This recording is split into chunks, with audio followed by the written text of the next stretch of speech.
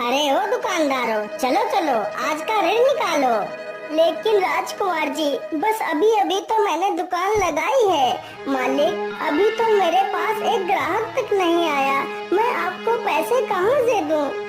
अच्छा, मुझे बेवकूफ समझता है, मुझसे चालाकी करता है, सीधी तरह पैसे निकालता है या फिर तेरा सारा सामान नष्ट कर दूं? मालिक, मुझ पर दया कीजिए, मैं अभी आपको कुछ देर में ही पैसे दे दूंगा। बेचारा किसान गिड़गिड़ाता रहता है, लेकिन राजकुमार को उस पर जरा सा भी तरस नहीं आता और उसका सारा सामान नष्ट कर देता है।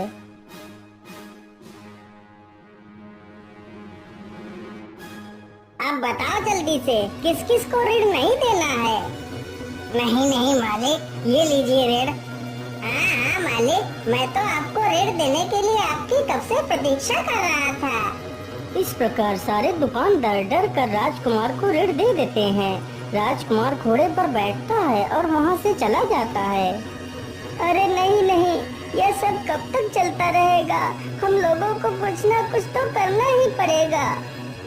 अरे भैया, मैं तो कहता हूँ हमें महाराज के पास चलना चाहिए, वही हमारी मदद कर सकते हैं।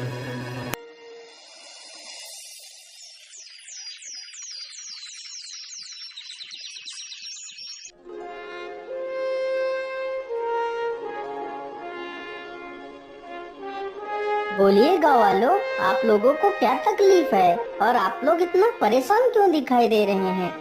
महाराज, हम सभी लोग रोज बाजार में अपनी दुकानें लगाते हैं। इस प्रकार सारे गांव वाले पूरी कहानी राजा को सुना देते हैं। अच्छा अच्छा, आप लोग शांत हो जाइए। सैनिकों, राजकुमार को बुलाया जाए। जी पिताजी, आपने हमें क्यों बुलाया? बोलिए क्या बात है? चंद्रवीर, तुम हर रोज गांव वालों से ऋण मांगकर उन्हें क्यों परेशान करते हो? आखिर तुम ऐसा क्यों करते हो? पिताजी, ये सारे गांव वाले बाजार में अपनी दुकानें लगाते हैं, तो इन्हें ऋण तो देना ही पड़ेगा। लेकिन चंद्रवीर, हमने तो आज तक इनसे कोई भी ऋण नहीं लिया, तो फिर तुम इन लोगों से ऋण क्यों मांगते हो? वो पिताजी, मैं इन लोगों से ऋण नहीं नहीं चंद्रवीर, आज से तुम इन लोगों से कोई ऋण नहीं मांगोगे, ये मेरा आदेश है। महाराज, आपकी जय हो, आपकी जय हो महाराज, आपने हमें बड़े संकट से बाहर निकाल लिया। ओहो, मेरी तो इस घर में चलती ही नहीं है, मुझे तो कोई कुछ समझता ही नहीं। चलो चलो, कोई बात नहीं, जब मैं महाराज बन जाऊंगा तो इन सबसे चुन चुन कर बदला लूंगा, लेकिन ऐसे महल में बैठे बैठे तो मैं परेशान हो जाऊंगा। चलो चलो, कहीं घूमने चलता हूँ। मैं ऐसा करता हूँ, चलो आज शिकार पर चलता हूँ। इतने दिन हो गए, लेकिन मैंने किसी जानवर का शिकार नहीं किया। इतना सोचकर राजकुमार चंद्रवीर शिकार के लिए निकल पड़ता है।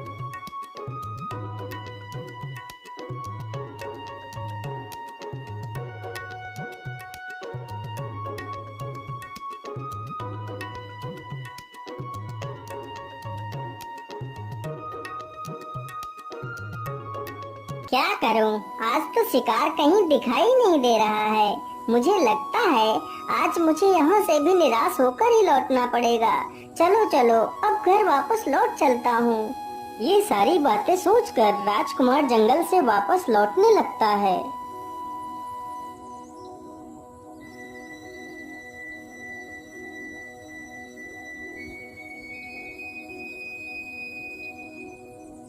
अरे वो क्या है? मुझे लगता है वह तो कोई हिरन है। हाँ हाँ, वह हिरन ही है। चलो चलो, जल्दी से इसका शिकार करता हूँ। राजकुमार जैसे ही हिरन के नजदीक पहुँचता है तो वह हिरन वहाँ से भाग पड़ता है। हिरन के पीछे भागते भागते राजकुमार हिरन के ऊपर निशाना लगा देता है और कुछ ही देर में राजकुमार हिरन के ऊपर तीर चला देता है। तीर सीधा हिरन को जा लगता है। हे राम, इस दुष्ट ने मुझे मार डाला। हे प्रभु, मेरी सहायता करो। अरे राम राम राम, ये क्या हो गया? ये तो हिरन के वेश में एक साधु था। हे दुष्ट इंसान, तुमने मुझे क्यों मारा? मैंने तुम्हारा क्या बिगाड़ा था? लेकिन बाबा, मैंने आपको एक हिरन समझकर आपके ऊपर तीर चलाया था। अरे दुष्ट, तू इन मासूमों को क्यों मारता है? आखिर इन बेजुबानों ने तेरा क्या बिगाड़ा है? इन्हें भी दर्द होता है, तकलीफ होती है। तू अपने मनोरंजन के लिए इन बेजुबानों को मारता है। जा, मैं तुझे श्राप देता हूँ, तू भी एक बंदर बन जाएगा। जब तू खुद एक जानवर बनेगा, तब तुझे इन जानवरों का दर्द समझ आएगा। बाबा, मुझे क्षमा कर दीजिए बाबा, मुझसे बहुत बड़ी भूल हो गई बाबा। मैं अपने अहंकार में चूर होकर इन मासूमों पर जुल्म ढाता रहा। बाबा, मैंने बहुत सारे पाप किए हैं, पर मुझे क्षमा कर दीजिए बाबा। मैं आज के बाद कोई गलत कार्य नहीं करूँगा, मुझे ये श्राप मत दीजिए। साधु को उसके ये वचन सुनकर उस पर दया आ जाती है। बेटा, मैं अपना श्राप वापस नहीं ले सकता, लेकिन जब कोई कन्या तुम्हें इसी बंदर रूप में स्वीकार कर तुमसे विवाह करेगी, तो तुम्हारा ये श्राप टूट जाएगा और तुम अपने वास्तविक रूप में आ जाओगे। इतना कहकर वह साधु अपने प्राण त्याग देता है।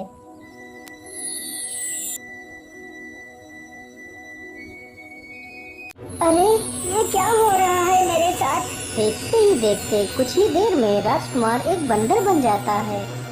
हे भगवान, ये क्या हो गया? मैं तो सच में एक बंदर बन गया।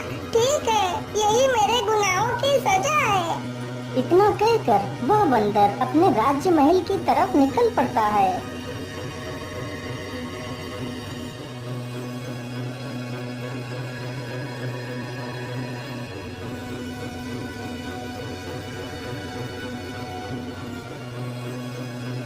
अरे अरे, ये बंदर इधर ही क्यों चला रहा है? अरे भाई, तो इसमें इतना परेशान होने की क्या जरूरत है? आने दो, इसे आने दो। अभी इसके पिछवाड़े पर 4-5 डंडे मारेंगे तो खुद ब खुद यहाँ से भाग जाएगा। अरे ओ मूर्ख बंदर, तू मुंह उठाकर यहाँ कहाँ चला आ रहा है? चल भाग यहाँ से। अरे सैनिक भाई, मैं राजकुमार हूँ, मैं कोई बंदर नहीं हूँ, मुझे अंदर जाने दीजिए। अच्छा, तो एक बंदर हमारा राजकुमार बनेगा? अच्छा ठीक है, मैं एक पल के लिए तुझे अपना राजकुमार मान लूं, लेकिन हमारे उस दुष्ट राजकुमार ने तो हमें कभी भाई नहीं बोला और तू मुझे भाई बोल रहा है। अरे सैनिक भाई, अब मैं बदल चुका हूँ, मैं पहले जैसा नहीं रहा। अरे हाँ, वो तो हम साफ साफ देख रहे हैं कि तू तो पूरी तरह बदल गया है, एक इंसान से बंदर बन गया है।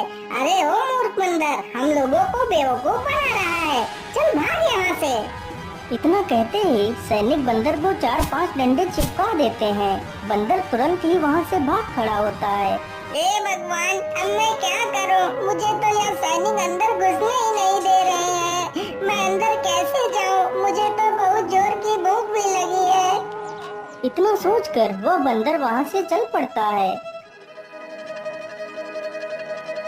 बंदर चलते चलते एक दूसरे राज्य में पहुँचता है।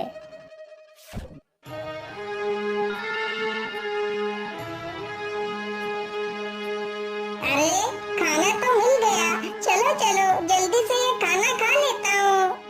वह खाना एक किसान का था जो पास में ही खेत की जुताई कर रहा था। बंदर जैसे ही अपना हाथ आगे बढ़ाता है, तभी किसान अपना डंडा आगे बढ़ा देता है। अरे दुष्ट बंदर, तू मेरा खाना खाना चाहता है? मैं यहाँ धूप में मरा जा रहा हूँ और तू मेरा खाना भी खाना चाहता है? रुक, अभी तुझे मजा चखाता हूँ। इतना कहकर किसान बंदर को 4-5 डंडे मारता है और उसे भगा देता है। हे भगवान, मुझे अब अच्छी तरह समझ आ गया है कि बेचारे जानवर कितने कष्ट में अपना जीवन गुजारते हैं। हे भगवान, ऐसी जिंदगी से अच्छा है तो मुझे मौत दे दो। ये सब कुछ सोचकर बंदर दुखी हो जाता है। तभी देखता है कि एक सुंदर सी लड़की हाथ में सुंदर पकवान की थाली सजाकर कहीं जा रही है। अरे, ये लड़की तो कितनी सुंदर है। काश मैं एक राजकुमार होता और मेरी ये हालत ना हुई होती तो मैं इसी से विवाह कर लेता। लेकिन यह कन्या इतने सुंदर पकवान लेकर कहाँ जा रही है? चलो चलो इसका पीछा करता हूँ।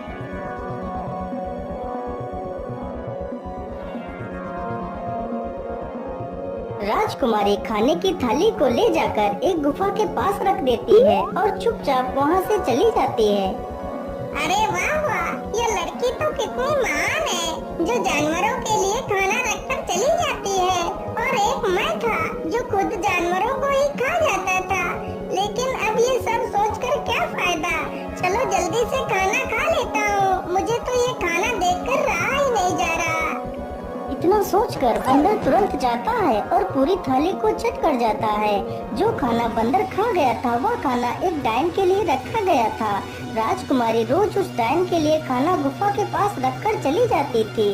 डायन की यह शर्त थी, जिस दिन डायन के लिए खाना नहीं रखा गया तो वह डायन उस राजकुमारी को खा जाएगी।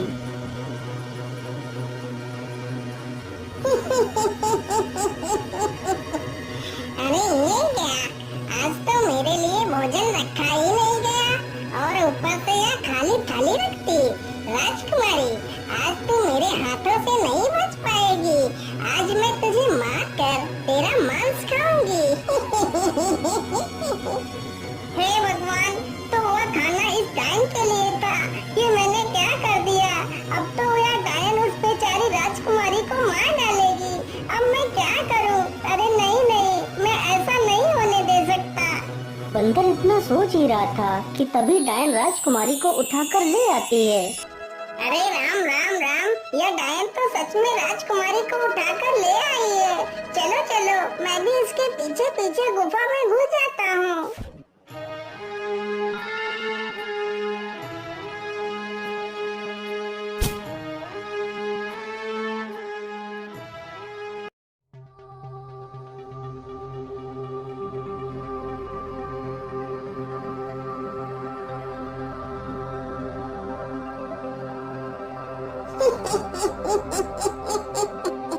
मूर्ख राजकुमारी, आज तुमने मेरे लिए भोजन क्यों नहीं रखा?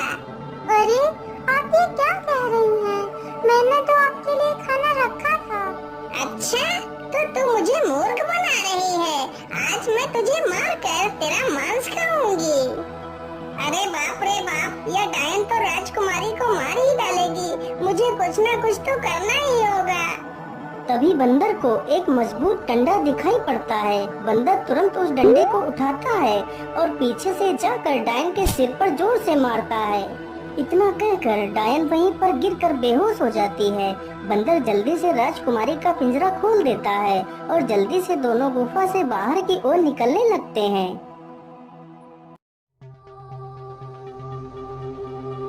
अरे ये क्या, गुफा का दरवाजा तो बंद पड़ा है। अब हम बाहर कैसे निकलेंगे? बंदर तुरंत ही पास में पड़े एक पत्थर को उठाकर दरवाजे पर फेंक कर मारता है। अरे बंदर भैया, इस प्रकार दरवाजे पे पत्थर फेंकने से कोई फायदा नहीं। ये दरवाजा ऐसे नहीं खुलने वाला। लेकिन तुम कौन हो और तुम इस गुफा में क्या कर रही हो? मेरा नाम मिठबोली है।